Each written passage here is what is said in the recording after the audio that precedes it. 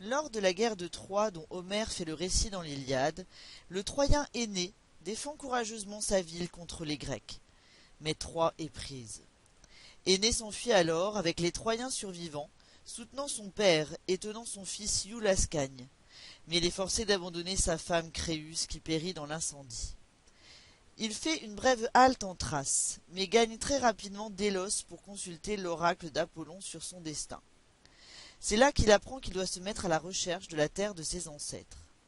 Il pense à se rendre en Crète, patrie de son grand-père, mais une maladie l'en éloigne. Anchise meurt.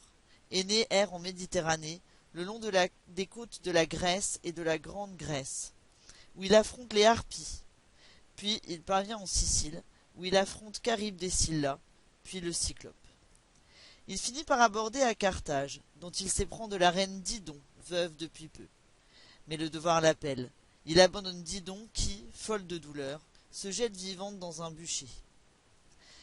Après un retour en Sicile sur les terres du roi Aceste, lui-même fils d'une Troyenne, il accoste en Italie, à Cume. De là, il se rend dans le Lacum, en Italie. Sur les bords du Tibre, le fleuve qui coule dans le Latium, il pense faire alliance avec le vieux roi Latinus qui lui promet sa fille Lavinia. Mais Turnus, un roi voisin qui désire aussi la princesse, lui fait la guerre. Énée sort vainqueur du combat, épouse Lavinia, fonde Lavinium, la première ville où s'installent ces guerriers troyens devenus des Latins.